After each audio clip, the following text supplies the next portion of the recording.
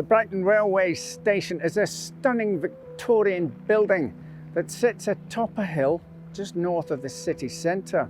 The double-spanned curved glass and iron roof fills the 8-platform station with sunlight.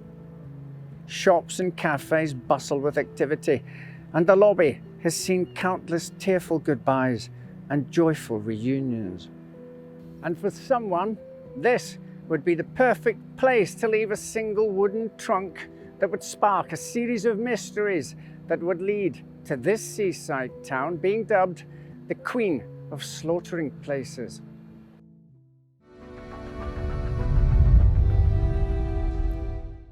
June 17th, 1934 was a sunny day in Brighton. It was Sunday and visitors flowed through the station in waves, stepping into the bright day with suitcases and hat boxes in hand.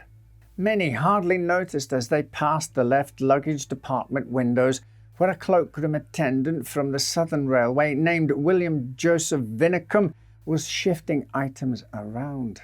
Inside that room, Vinicum was biting back his gorge as he searched for the source of a sickly smell. He traced the putrid odour to a plywood trunk which had been left unclaimed for over a week.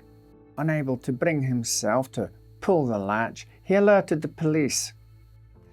When Chief Inspector Ronald Donaldson opened the mysterious trunk, the source of the stench was far more gruesome than Vinicum could have imagined. Inside, wrapped in brown paper, was a dismembered torso of a woman.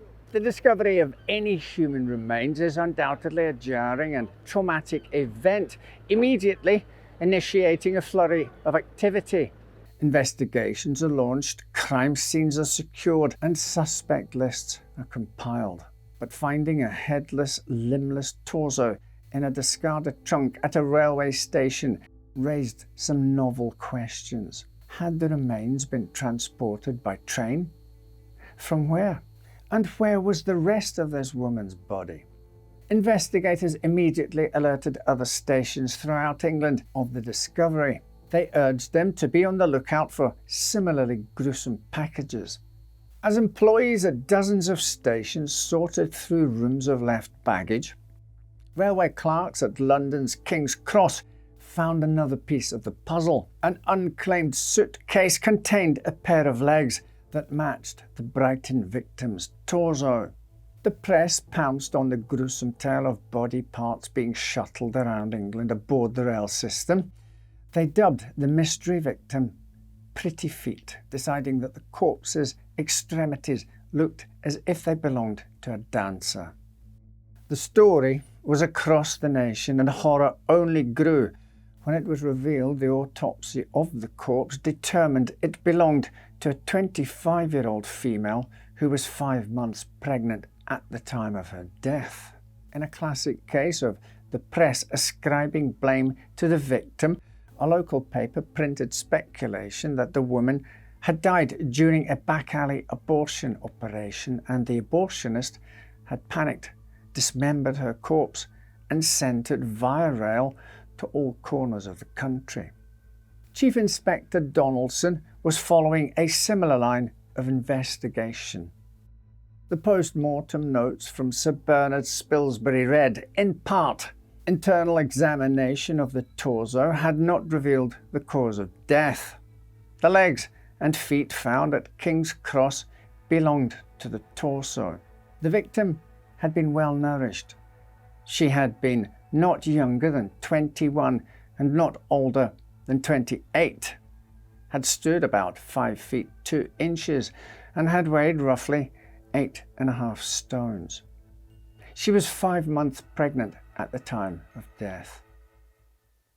Despite no evidence of a failed abortion procedure, Donaldson, like much of the public, believed there was little other explanation for a healthy, young, pregnant woman to be found dead other than by her own misadventure and subsequent attempt to rid herself of the consequences. He shifted the focus of the investigation onto one suspect, a known local abortionist named Dr. Edward Messiah. He instructed his officers to tell the man, and one approached the doctor, expecting him to come quietly for questioning. Instead, Messiah presented the investigator with a list of names, wealthy, connected, important people in Brighton who were his clients and would not react kindly to their medical provider and secret keeper being dragged into the public eye. A senior official told Donaldson it was time to back off. Tired of being eyed with suspicion everywhere he went, Messiah moved his practice to London, where a patient would later die under his care during an abortion procedure. Again, the doctor evaded prosecution by hiding behind his connections. Eventually, he retired to Port of Spain, the capital city of Trinidad and Tobago. There, he fell from public consciousness as quickly as he had arrived. And while some think the doctor was a murderer who got away, even Donaldson was forced to admit the body appeared to have been dismembered with no real anatomical skill, leaving the doctor an unlikely suspect. With Messiah offering veiled threats to law enforcement and little tying him to the crime, investigators turned to other possibilities. The cases of 700 missing women were reviewed, and police checked hospitals for other known abortionists. They also began a thorough search of the area near the train station in Brighton, hoping to uncover a new clue which could breathe life into the case. And on July the 16th, in a flat on Kemp Street, less than 100 yards away from the left luggage room in Brighton Station, they found another trunk. The flat was occupied by a 26-year-old man named Toni Mancini, who had, by all accounts, disappeared just days earlier. Inside was the body of Violette Kaye, a known sex worker and girlfriend of Mancini. Kaye had moved to Brighton from London with Mancini the year prior. The 42-year-old had danced in touring revue shows for years before turning to sex work to subsidize her heavy alcohol and drug use. Mancini had a troubled past himself.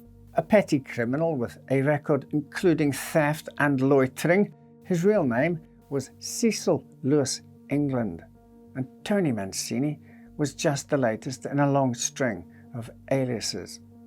After arriving in Brighton, the couple bounced from address to address until Mancini found work at the Skylark Cafe as a waiter and bouncer. The pair had a notoriously volatile relationship marked by heavy drinking, drug use, jealousy, and explosive arguments.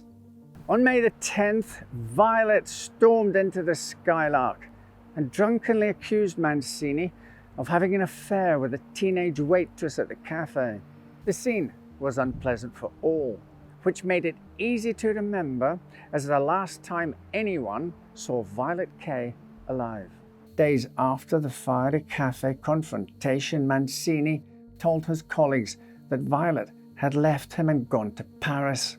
In a move that did not read as a broken-hearted lover, Mancini then passed her clothing and possessions to the waitress his girlfriend had accused him of sleeping with. Around the same time, Kaye's sister-in-law received a telegram from Violette that said simply, "Going abroad. Good job. Sail Sunday. Will write. Vi." The newly single Toni moved to new lodgings at Kemp Street, where he placed a trunk at the foot of his bed, draped it with a cloth, and used it as a makeshift table. Visitors to the flat said the box leaked and reeked of death, but it didn't seem to bother Toni. It wasn't until he learned of the searches in connection with the Brighton Station torso that he abandoned his trunk and ran. When the investigators discovered the foul-smelling box on Kemp Street and pried it open, they found another dead body, this time identifiable as that of Violette Kaye. On July the 18th, Toni Mancini was apprehended in London and escorted back to Brighton for questioning. He didn't pretend to be ignorant of the corpse rotting away at the foot of his bed, and he had a story ready to explain it. He told investigators that after their public argument at the Skylark Cafe, he had returned to their shared flat to find Violet lying across the bed, already dead and cold. Terrified that he would be blamed for her death, he purchased a trunk to store the body in and then moved it to Kemp Street. Unconvinced, the authorities charged him with the murder of Violette Kaye. His trial was held shortly before Christmas 1934. The evidence against him was damning. The telegram sent to Violet's sister-in-law had been sent from Brighton after the victim died, and it appeared to be in Mancini's handwriting. One witness testified that he had asked her to provide an alibi for him should he need it. Others said they had overheard Mancini boasting about giving Violet a great hiding spot. Evidence was introduced, including marks on the victim's skull that appeared to be caused by a hammer and blood stains on Mancini's clothing. By the time the prosecution had wrapped up their case, it seemed Toni Mancini was done for. That is, until the defense took to the stand in the form of none other than Norman Burkett, one of the most prominent criminal defense barristers of his time. Burkett was known to successfully defend clients who had watertight cases against them. He was a gifted speaker and an expert at inserting doubt into the minds of the jury. He painted a picture of a couple who was very much in love, with Mancini, a consummate victim of Violet's jealous rages and drug use, which he believed ultimately ended her life. He claimed Mancini had felt compelled to lie because he feared the police using his past record as a reason to not believe his innocence. He argued that it was far more likely that Kaye, a known sex worker, had been killed by a client. His arguments were compelling and persuasive, and after just 2 hours of deliberation, the jury found Toni Mancini not guilty. He was a free man, and in the eyes of the law, he had committed no crime. Perhaps the mountain of evidence against him had simply been circumstantial, and those who thought him guilty were just mistaken. Then again, perhaps not.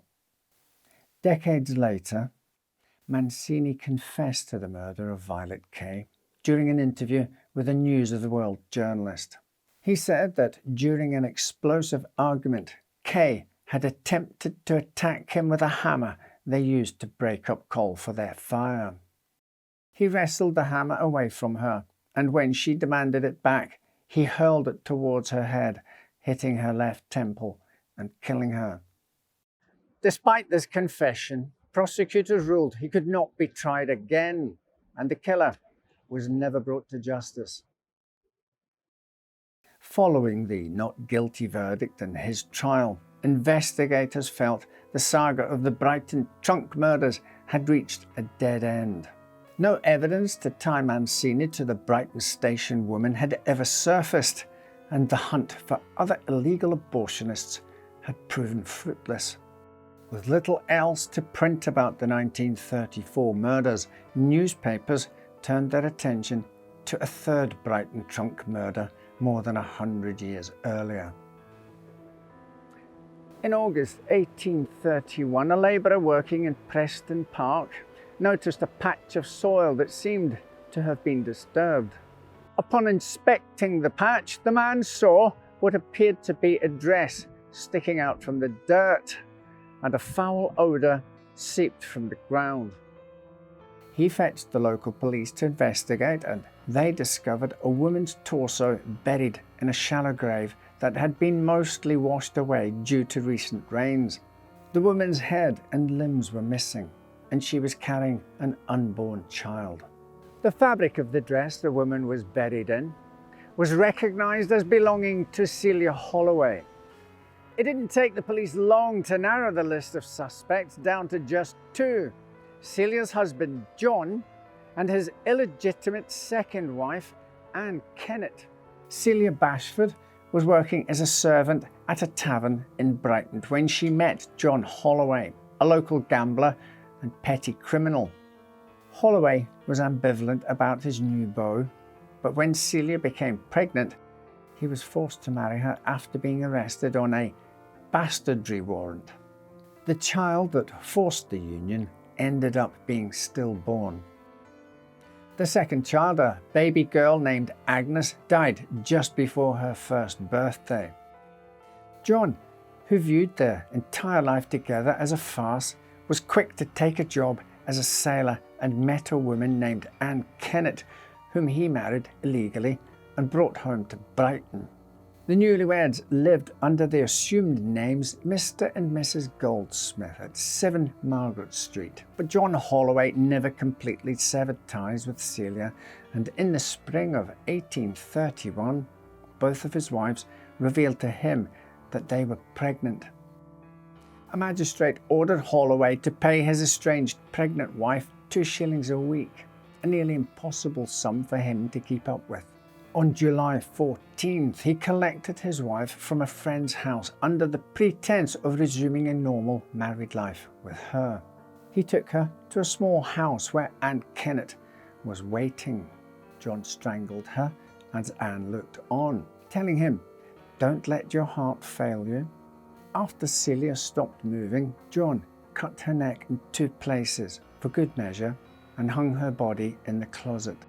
The next day, they dismembered her body, placing her head and limbs in a bag, which they dumped in the privy at their home on Margaret Street. They put her torso into a trunk, and John transported it atop a wheelbarrow to a footpath in Preston Park, where he smashed up the trunk and buried the pieces along with what remained of Celia. John Holloway confessed to the murder, while Anne Kennett maintained her innocence, calling her husband a liar, blackguard and deceitful wretch. Anne Kennett was acquitted of any wrongdoing, thanks to the jury's belief that a woman was incapable of such malice and the brand new baby she carried into the courtroom. The jury found Holloway guilty of murder, and he was executed on December the 21st, 1831. The hanging of John Holloway was the only semblance of justice in the century-long saga of the Brighton Trunk Murders that took the lives of 3 women. Violette Kaye's murderer confessed to the crime and escaped without punishment, and the woman in the trunk at Brighton Station received even less closure. The rest of her remains were never found, and the identity of Pretty Feet remains a mystery. Perhaps the legacy of the Brighton Trunk victims is that after hearing this story, you will likely pay more attention to the luggage that rolls past you at the train station, never forgetting the horrors that a simple suitcase can conceal. Thank you for watching. Right then, take care, and I'll see you next time with another story to make you say, "Well, I never."